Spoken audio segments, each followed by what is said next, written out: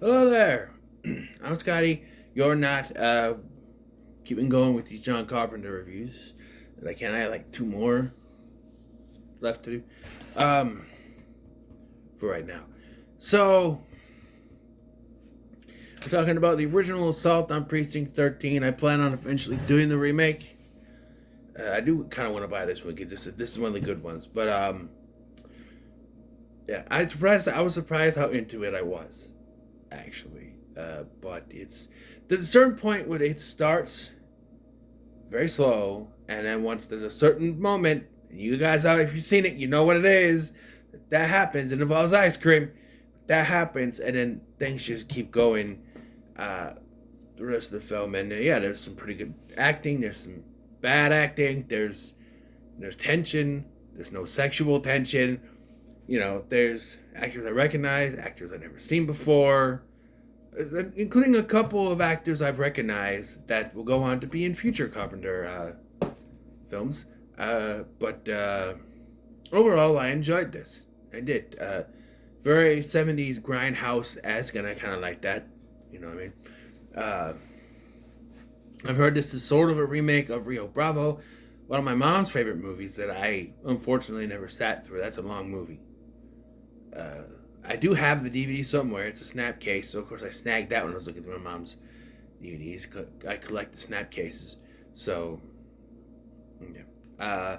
So the plot of this is, uh, well, uh, this lieutenant, he's in charge of this precinct. This building is going to become defunct at midnight, and they remove everything to a new building in the precinct, and there's a few blocks down. And so he's in charge of watching over it for the last few hours, very similar to The Last Shift or Malum, which is very similar. There's a police officer that has to watch that. She's female in those movies, but I haven't seen Malum yet, the remake of The Last Shift. Last Shift is decent. I think it's very. That's more of a horror movie. This was a thriller, I would say. But. And a gang comes along because they want something. We'll get there. And so they kind of have to fight them off to save. They have to try to survive the night. And, yeah. So, like I said, it starts very slow. You get some exposition.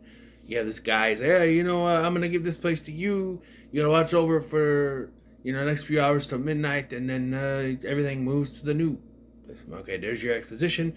Yeah. But I do want to start out by saying there is no Precinct 13. No. The Precinct 9 in District 13. But then when you get there, the building says District 14. So I don't know. I think there was an original title. I forgot to look it up, but I don't think it was called that. And the studio changed something.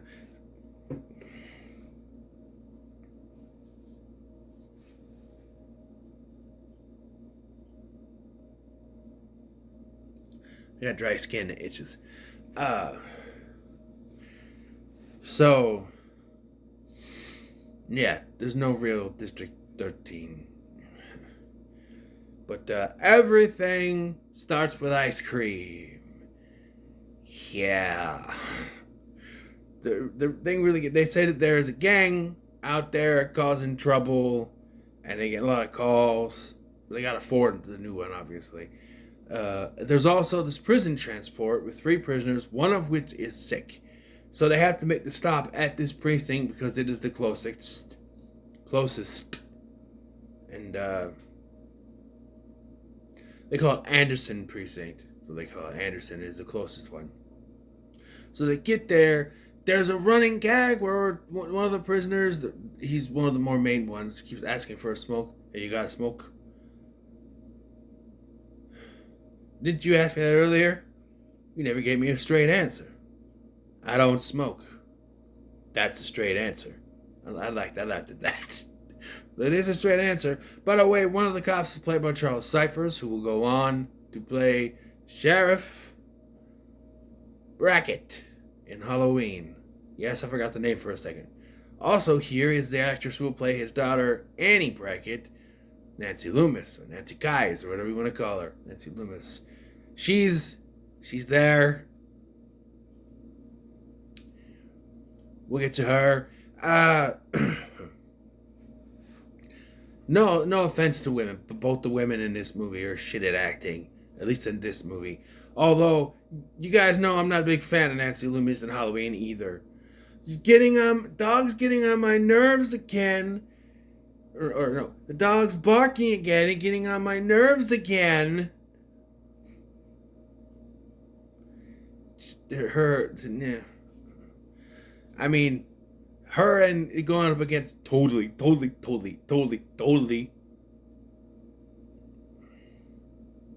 Even Jamie Lee Curtis ain't much to talk about in that movie. But she did get better. It's early in acting, they get better. Although Nancy Loomis is also in Halloween 3, and she doesn't get much to do. I think that's the best of these 3 movies that she's in. She's in The Fog too. I don't remember much about that. I may need to revisit that actually. No, I'm thinking about it because I need to rewatch that. It's on a list for something. So might as well revisit that. I'm not gonna revisit all of them, but also before I continue, I already had a John Carpenter reviews playlist. I updated it today. Well, it's updated. Now because I'm putting it. I updated it the day I'm recording these. I guess I should say, and it's there. But if you were to look at it before March 1st, there'd be 2 videos that aren't there. But yeah, I also did that for Wes Craven because I'm going to do review his movies. So yeah, including one that I have been iffy to check out, but I checked out The Hills Have Ice. Might as well do that one. Anyway, so the ice cream. I've been kind of walking around it. So there is the gang is driving around. There's an ice cream truck. You hear it. And the guy in the ice cream truck, he's paying attention to this gang because he knows there's something going on. He's being followed. But little Kim Richards, so I know from Escape to Witch Mountain and its sequel, she's in a couple episodes of Different Strokes. So you see her, you know her. She's the sister of the one from Halloween. What's her name? Kyle Richards. It's her sister. And she wants ice cream, so she talks to her dad, who is on the payphone, because kids, payphones are what you used to go to talk to when you're out in public before there were cell phones. Yeah, you had to go to a payphone. I used a payphone once because my phone didn't work, so I had to go to the payphone. But I had to figure out what the number was to call, because, you have presets on your phone now. You don't need to do that. Or you say call, you could do the Google thing and say call so-and-so. No. For that, we had payphones. We had to put a quarter in or something, or a dime or whatever, nickel, whatever it was. Back then it was like a dime or something, but he's on the payphone and she asks for money for ice cream, so he gives it to her. She goes over and she's like, I like some ice cream. He's like, I just closed. I'm closed. The music's still playing. Turns it off. And then he's watching his mirror and he sees the gang disappear into the distance. He's like, okay, what do you want? She goes, vanilla twist. What the hell is a vanilla twist? What? You mean chocolate vanilla twist? What is vanilla twist? And who orders ice cream, anything that's vanilla? No. But he gives her ice cream, but then the gang comes back. She walks away. The gang shows up, starts shooting him. And she's like, oh, that's a vanilla twist. This is vanilla. She goes back to the ice cream truck and she goes, I said vanilla. And then gets wasted. And then I feel for this guy, dude. He finally hangs up on the phone. If you're wondering, how come nobody hears this? Well, they're using silencers. Because people in gangs are that smart. I'm not saying anything. You're in a gang, fine, sure. But they're using silencers. Probably because when they were filming, they probably didn't want the noise. They're all using silencers. It's clever. It's clever. A street gang wouldn't be that clever, but it's especially in movies. But it's clever. So Yeah, and you just see the dad say, hey, whatever his daughter's name is, and then he sees her laying there and freaks out. And the ice cream guy pops up for one last little thing. He goes, there's a gun under the dash. I'm like, that felt like they needed to set up him getting a gun. It's like, well, we need to find a way for him to get a gun. Oh, the ice cream guy pops back up and goes, there's a gun under the dashboard. Gun under the dash. Grabs the gun, gets in his car, chases after him. He kills the leader of the gang. I think it's the leader, the white guy. He kills him, and then the rest of the gang chase him to where the police station is. And he gets taken in,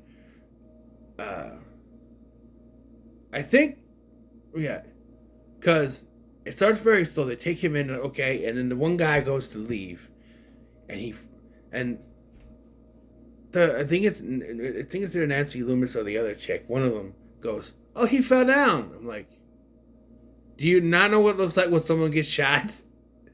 I understand they're using silencers, but and the other cop looks out. The lieutenant looks out, and rightfully so goes, Well, he looks at it and he goes, So he goes out, talks to him, and he started getting shot at, and he's like, he wasn't shot, he dead. Or he wasn't, he didn't fall down, he was shot. And he's pretty much dead. But so throughout the night, they were killing people that just happened to be around, and so no witnesses. But they clean up the street so that when other cops and stuff show up, it doesn't look like anything. Except for they forget someone who's hanging up in the guy who was messing with the electrical lines, the power lines. If we listen to each other's heart. Not that power line. But yes. Kind of like old Fred. Was it old Fred that was hanging up on the power line in Tremors? Whoever it was that was on the power line in Tremors and got it. Kind of like that. He's up there and so he gets caught. There's even times where it's like, it seems like they're going to go there because like, oh, we got to check all the precincts. And like, hey, we got to patrol. What about going on that street? And that's the old building. So we don't need to look at that. Because if they did, then stuff will go down. But they don't. Not until someone realizes, oh, hey, there's a body up there hanging. And so the whole time, I will say I kind of wanted a little more action. I mean, there's shootouts, but everything is silencer. Even the cops are using silencers. So that tells me they didn't want a noise thing going on. They had to do something. They didn't want noise. Because I could see the gangs being smart using silencers, but like, really, if you wanted to get someone's attention, why don't the cops start firing without the silencers? Someone's gonna hear that shit. No, they are forced to. This is also what I remember from the original, although they race swapped because Lawrence Fishburne is the criminal in the remake. Here it's the white dude. Bring them out. Nancy Loomis eventually gets killed, and then there's the other lady. So what I want to point out is that neither of these women are good at acting at this point. Nancy Loomis, they're very dry. They're very, oh, what do we do? Sort of thing. And I didn't realize till the end of the goddamn movie that this other lady, Leigh, was supposed to be in a romantic thing with the prisoner guy. I don't know his name. But I was like, at the end when they're like, do you need we have a stretcher for you. I'm like, a stretcher. I remember she hurt her arm or something. She sort of looks at it and I'm like, there's supposed to be something between them because I didn't get that, especially from her. Maybe there was something with him, but when they were talking earlier, and we finally get a conclusion to his running joke. Got a smoke? Light. She does the.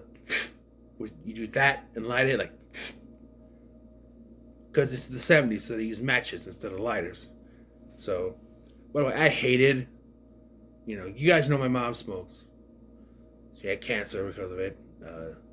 They are trying to quit, but when you've been smoking since you were 13, it's kind of hard to do that. But anyway, I hated when she used to use matches because the smell of matches, I hate that smell. Some people like it. I hate it. I don't like it. She would say, She used to warning me, I'm gonna use a match. Okay.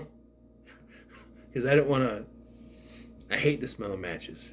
But when you run out of lighter fluid, you gotta have something, so it's matches. You know what burns me? Matches.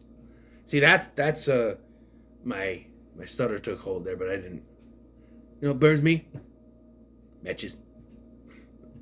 It's from Blue Collar TV. Anyway, yeah, I didn't realize. I'm like, there's supposed to be a love interest between them. I got nothing of that at all. But yeah, they fend off these guys. It's, eventually they're found out, and the movie ends awkwardly for me. At least it's kind of awkward where it's like, hey, you and I walk out there together.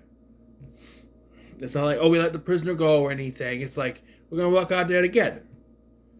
And then they walk out, and then the credits roll. I'm like, okay, so why? I thought maybe I missed something, and there was still someone gonna shoot him, but no, they just gotta walk out together, I guess. Like a trust thing. I don't know. But I enjoyed this. But yeah, the ladies. Maybe a little more emotion, please. I understand this was covered as first big film, and for that, he did a pretty good job. The score is pretty good.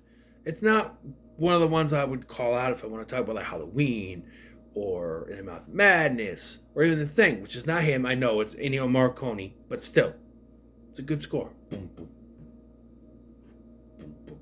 Or Big Trouble in Little China. That score is pretty good. But it's a decent score, especially for the first. Maybe he didn't even do it. Maybe I don't know. But if it's his first score doing it, I know he composed the score for Dark Scar, but that was a bunch of beeps and boops and stuff. This was actual music to me. But yeah, I'll say it's pretty good. It's enjoyable, and it is actually one that I would like to own too eventually. I put on a list with Prince of Darkness and the two Escape From movies that I want to own. But a lot of these other ones, I don't really see the point.